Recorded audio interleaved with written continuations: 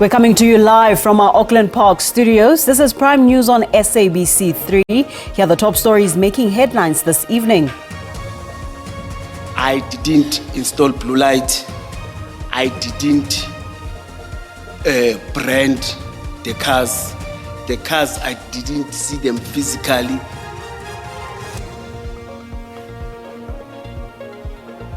Suspended acting EMPD chief Julius Mkhwanazi has denied allegations that he fitted the private security vehicles of alleged cartel member Vusimuzi Matlala with blue lights.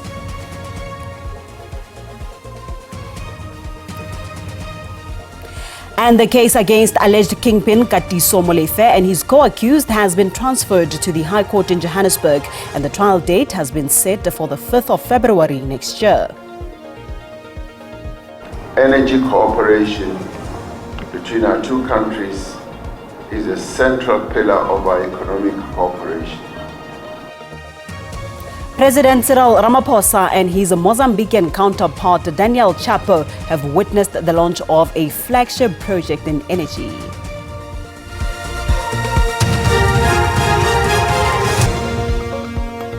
It's a touch just after 8 o'clock. Good evening and a warm welcome to Prime News on 3. My name is Paulette Nell. An absolute pleasure it is to be in your company this evening as we bring you up to speed with the latest. Well, let's start here this evening.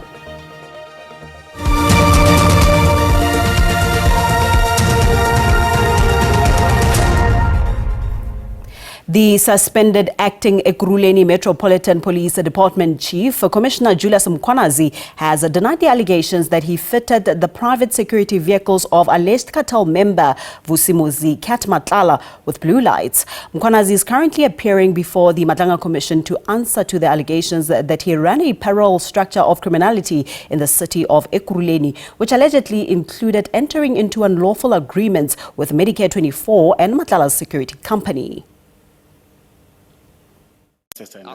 In testimony that ran in circles, Commissioner Julius Mkhwanazi, who has been placed at the center of allegations of criminality infiltrating the city of Ekurhuleni, has denied fitting vehicles belonging to CAT VIP Protection Services, owned by alleged cartel member Vusimuzi Matlala, with blue lights. In short, commissioners, I didn't install blue light. I didn't brand the cars. The cars, I didn't see them physically. They didn't come to the city of Ekurhuleni. The two purported memorandums of understanding agreements entered into with Medicare 24, CAT VIP Protection Services, and the EMPD by Mkhwanazi, who didn't have the power to do so, came into sharp focus. Mkhwanazi tried to water it down as a charitable act by the two private entities, at no cost to the city, but for the purposes of a marketing strategy. He was stuck when it was put to him that the benefits, as stated in the MOU, would be the attainment of blue lights, something that is strictly reserved for law enforcement. So the question remains, they've approved, you've approved, you would see nothing wrong. You say it's okay for private vehicles to have blue lights because we've all signed. Is that your position about this? Commissioner, now it has been discussed in meetings, and now I would have seen it wrong. Let me agree. You would see it as wrong? Yes, okay. Because of what public have raised, what you are raising now, and the way you are raising it, you see, it was going to be something wrong. In addition, Mkhwanazi indirectly confirmed that the private security vehicles that were allegedly fitted with blue lights never made it to the EMPD's fleet, which seemingly raises questions on the said vehicle's activity in the possession of Matlala, while simultaneously being registered under the city's fleet and holding blue lights. The hearing continues. Kani Mapanga, SABC News, Pretoria. In related news, alleged kingpin Senzo Meyiwa and his co-accused are facing 35 charges, including 5 of murder. Meyiwa and his 3 co-accused appeared in the Alexandra Magistrates Court in connection with the murder case of a prominent music producer, Oupa Sefoka, known to the public as DJ Somebody, and his 2 bodyguards. Their case has been transferred to the High Court sitting in Johannesburg for trial in February 2026. Katiso Molefe, Tiego Mabusela, Mosakekana, and Pule Tau appeared briefly in the Alexandra Magistrates Court. They are facing a slew of charges, including murder, conspiracy to commit murder, and attempted murder. The state has indicated that it is ready for trial. Your Worship, the state is ready to transfer today to the High Court. I've attached the transfer documentation for possession.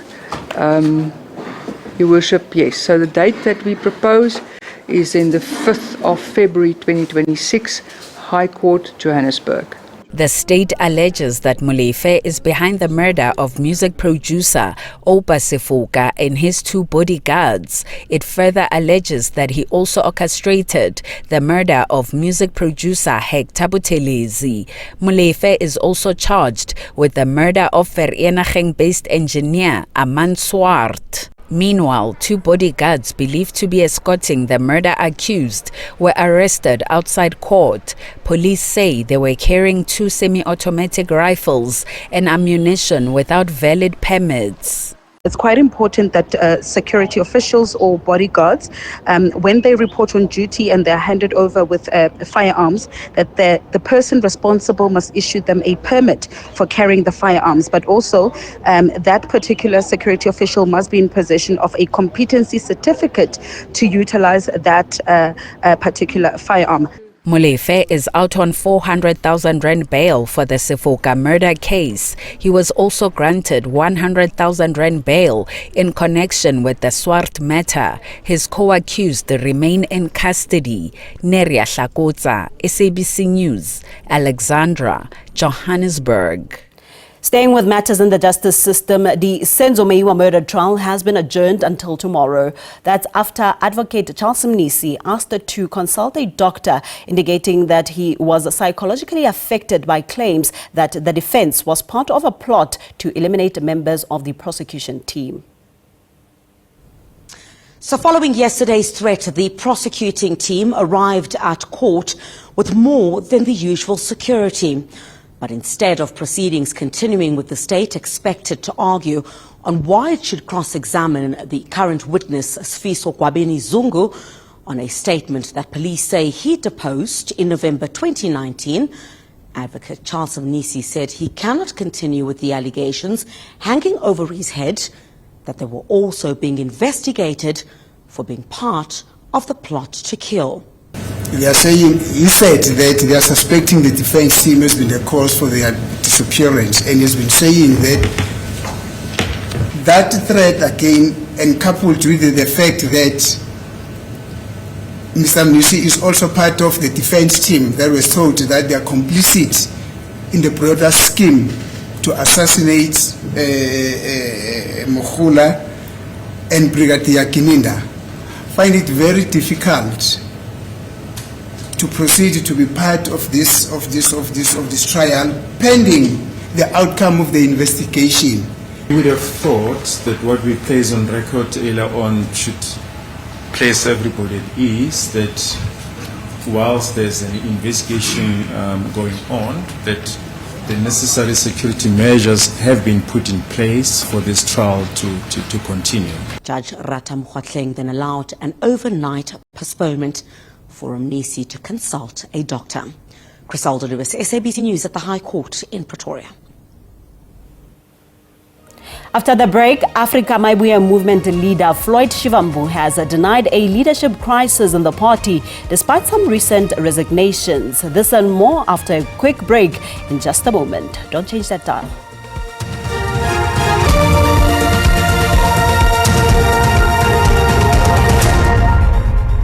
Welcome back to this now. The leader of the Afrika Mayibuye movement, Floyd Shivambu, has denied a leadership crisis in the party despite some recent resignations. First Deputy President Robert Nwendo and 2 deputy secretaries have resigned from the party. Shivambu says that 2 of the members were in fact recalled for their incompetency, while the third one was relieved of his duties because he had other commitments. All is well in the African Mayibuye movement. That is according to party leader Floyd Shivambu, who says the movement will not compromise when it comes to dedicated and committed leadership. Shivambu denied claims that the leadership changes since the establishment of the movement indicates cracks in the party. The resolve that we had from the beginning was that we do not tiptoe around wrongdoing and incompetence in Afrika Mayibuye movement. The party is gearing up for its 3-day national convention, which will deal with its policy direction and affirm its leadership. Shivambu says their mandate emanates from their consultation process across the country. The Afrika Mayibuye movement is only 6 months old, but has made its intentions clear that it will participate in the 2026 local government elections. The party remains adamant that there is a need for an inquiry into what it refers to as black poverty. SABC News, Johannesburg. Former President Jacob Zuma and French arms manufacturer Thales are expected to apply for leave to appeal the dismissal of their earlier application to be acquitted of criminal charges in the Pietermaritzburg High Court tomorrow. Judge Nkosinati Chili ruled against the acquittal application in June this year. Zuma and Thales face charges of racketeering, corruption, fraud and money laundering related to the controversial 1999 arms deal. June, Judge Cili said that neither Thales nor Zuma would suffer irredeemable, irreparable or insurmountable prejudice if the state were allowed to continue with the prosecution, despite the passing of 2 key witnesses, former Thales employees Alain Taitard and Pierre Moynard. Thales brought the application for acquittal in February this year, arguing that it would suffer prejudice as the 2 men had died. Zuma later joined the application and argued that Thales's acquittal should also lead to his acquittal. But Judge Cili dismissed the application and quoted from a ruling in the Constitutional Court which found that to bar a prosecution before a trial began was far-reaching. He further said the Apex Court ruled that this would prevent the prosecution from presenting society's complaint against an alleged transgressor of society's rules of conduct. The state is also expected to lead argument in its application for the trial to go ahead, despite the appeal or other interlocutory applications by the defence. Renee Heine, SABC News, Durban. To this now, the Health Ombudsman, Professor Taula Mokoena, has released the findings of 2 major investigations involving patients admitted to hospitals in Gauteng and Limpopo. One relates to the treatment of Edward Mabulala at Wits Donald Gordon Medical Center in Johannesburg, and the other to the death of Pitsi Elfias Ramphele at the Pietermaritzburg Provincial Tertiary Hospital in Polokwane. Case of Edward Mabulala, a former medical doctor. The Health Ombud found that the Wits Donald Gordon Medical Center in Johannesburg had been informally removing venous port needles after hours, a long-running breach of health regulations and the hospital's own protocols. Donald Gordon had a long-standing informal courtesy practice of removing venous ports needles after chemotherapy that were carried out outside regular hours, where no patient files were created or retrieved to document the clinical status. The investigation also revealed falsified patient records, a finding that drew strong condemnation from the health minister. What will you say if you go to hospital and your records are altered? I'm sure you'll never accept that. You'll actually be very angry. So I am also very angry because I don't want to work with hooligans in the healthcare system. Family says they are happy about the findings and recommendations. As long as we know that somebody won't go through the same issue that we have gone through, then we'll be able to get closure. Zinabu Telezi, SABC News, Johannesburg. The break, South Africa and Mozambique witnessed the launch of a flagship project in energy, the Integrated Hydrocarbons Infrastructure Facility in Temane. More on this after a short break. Do stay tuned.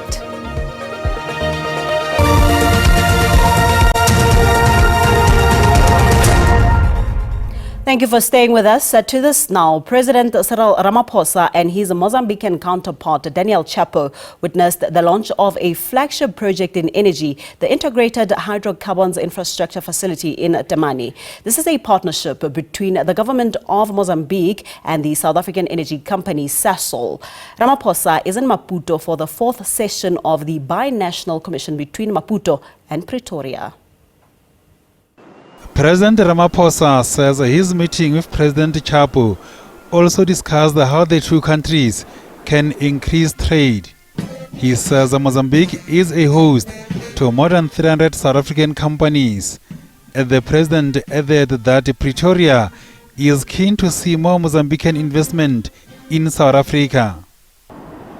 Energy cooperation between our two countries is a central pillar of our economic cooperation.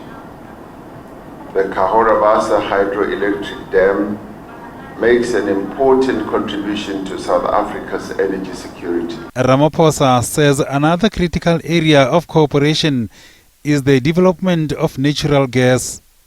A good example of effective public-private partnership is the gas cooperation signed by South Africa and Mozambique in 2004 with Sasol as a joint venture partner.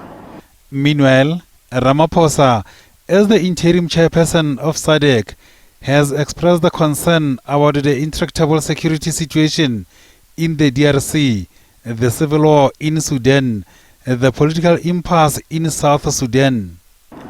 We must redouble our efforts to tackle the threat posed by terrorism and extremism.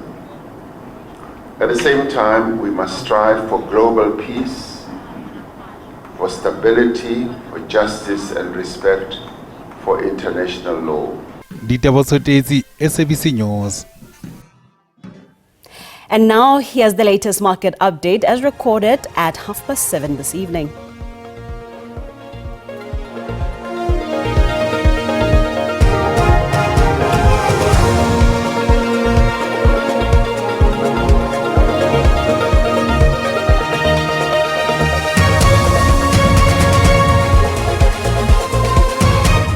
Time now for the latest update in temperatures. Let's head on over to the weather desk for the latest.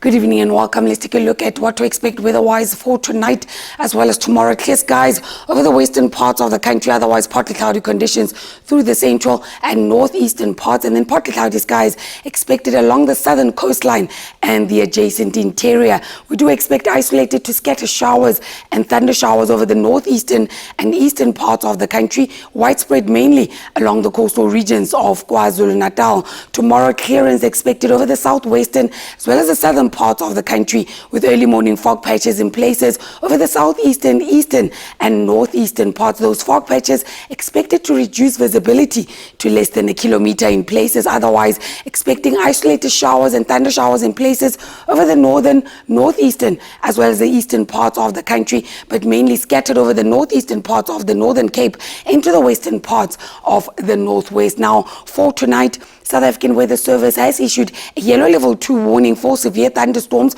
over Mpumalanga, parts of Gauteng, eastern parts of the northwest and the central and western parts of Limpopo. Now tomorrow, it is a yellow level 1 warning over the western parts of the northwest and the northeastern corner of the Northern Cape. Those severe thunderstorms possibly resulting in heavy downpours of rain, strong damaging winds, large amounts of small hail or excessive lightning, and then high fire danger conditions over the western parts of the country. Overnight temperatures in Bloemfontein and Daar down to 15, 11 in Mthatha, Ermelo at 12, Johannesburg an overnight low of 16, peaking at 25 tomorrow. It will be very hot in Springbok and Upington with 36, Worcester and Calvinia a maximum of 33. That's your weather. To stay tuned.